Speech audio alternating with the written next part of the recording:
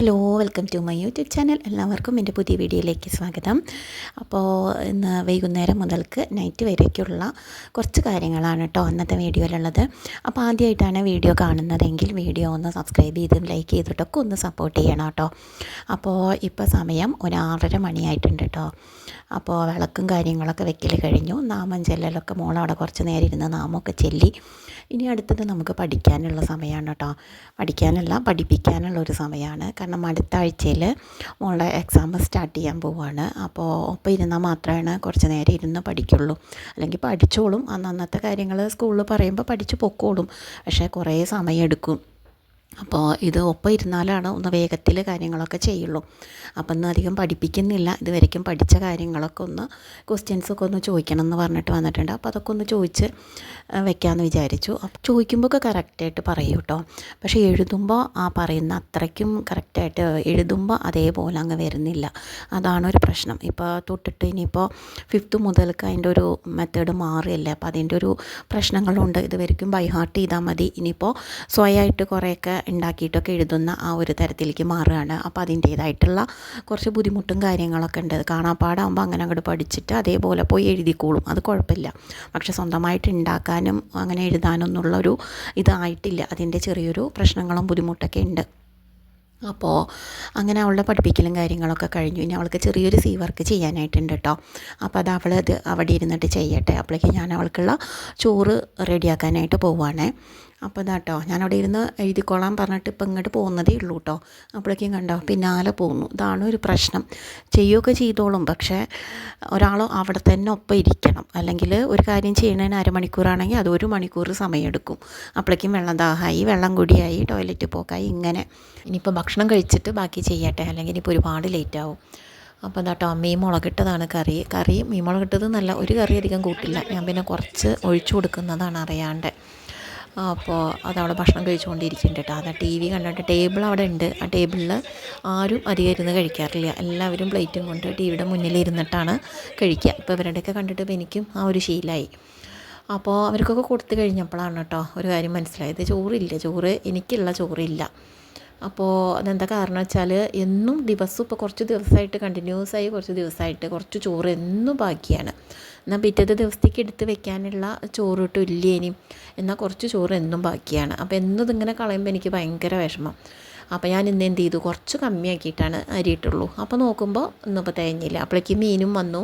അപ്പോൾ കുറച്ച് കഴിച്ചു എല്ലാവരും. അപ്പോൾ നോക്കുമ്പോൾ ചോറ് കുറവാണ്. അത് പ്രശ്നമില്ല കേട്ടോ, അവർക്കുള്ള ചോറ് ഉണ്ടായാൽ മതി. അവരൊക്കെ കുറച്ച് ചോറ് കഴിക്കുള്ളൂ, പക്ഷേ ചോറ് വേണം. എനിക്കങ്ങനെ പ്രത്യേകിച്ച് നിർബന്ധമൊന്നുമില്ല. എനിക്ക് വൈകുന്നേരം പലഹാരമാണ് എനിക്കിഷ്ടം.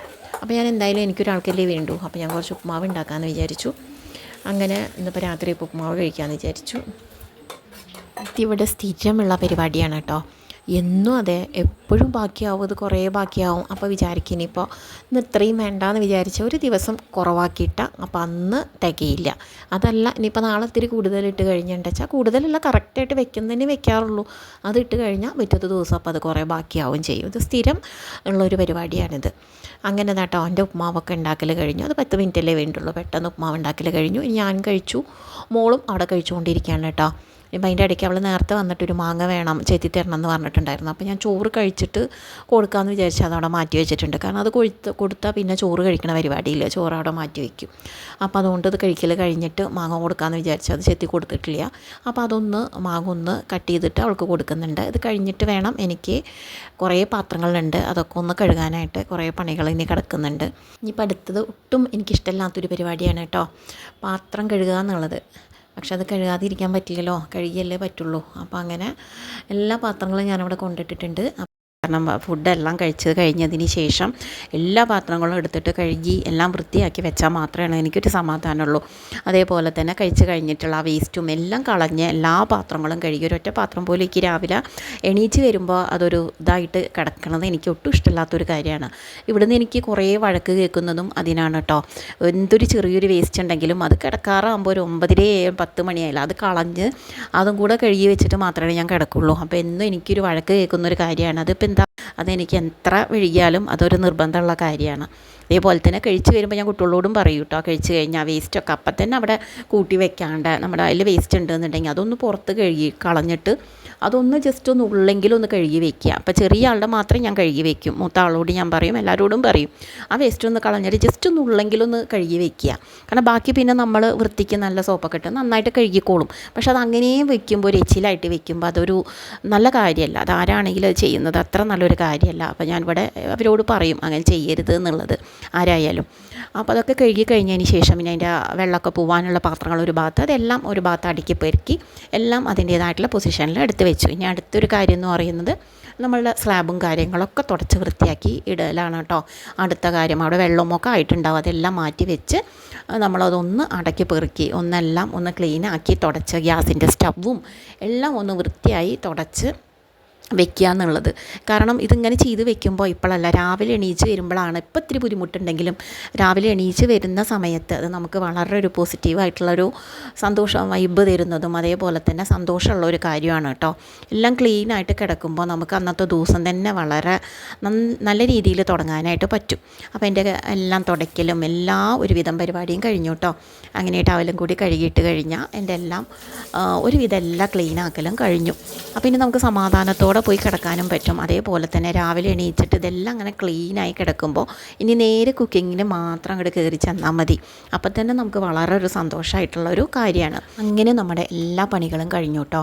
ഇനിയിപ്പോൾ നമുക്ക് നേരെ കിടക്കാനായിട്ട് പോയാൽ മതി. പക്ഷേ അപ്പോഴേക്കും സമയം ഒരു 10-10:15 ആയിട്ടുണ്ട് കേട്ടോ.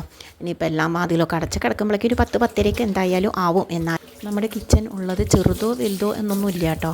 ഇപ്പോൾ ഇവിടുത്തെ അത്ര വലിയൊരു മോഡേൺ കിച്ചൺ അങ്ങനെയൊന്നുമല്ല, നമ്മുടെ ചെറുതോ വലുതോ എന്തോ ആയിക്കോട്ടെ. എന്നാലും ഉള്ളത് നമ്മൾ അടുക്കി പെറുക്കി ഒന്ന് ക്ലീൻ ആക്കിയിട്ട് എല്ലാം ഒതുക്കി വെക്കുന്നത് അത് വളരെ ഭയങ്കര സന്തോഷമുള്ളൊരു കാര്യം തന്നെയാണ്. അപ്പോൾ എൻ്റെ പണികളൊക്കെ കഴിഞ്ഞിട്ട് ഞാൻ കിടക്കാനായിട്ട് പോവുകയാണ്. അപ്പോൾ ഇന്നത്തെ വീഡിയോ വിശേഷങ്ങളൊക്കെ ഇത്രയേ ഉള്ളൂ. എല്ലാവർക്കും ഇഷ്ടമായി എന്ന് വിചാരിക്കുന്നു. അപ്പോൾ ഇഷ്ടമായെങ്കിൽ ലൈക്ക് ചെയ്യാനും സബ്സ്ക്രൈബ് ചെയ്യാനൊന്നും മറക്കരുത്. അപ്പോൾ മറ്റൊരു വീഡിയോ വിശേഷമൊക്കെ ആയിട്ട് നമുക്ക് വീണ്ടും കാണാം. അപ്പോൾ എല്ലാവർക്കും ഗുഡ് നൈറ്റ്. Bye.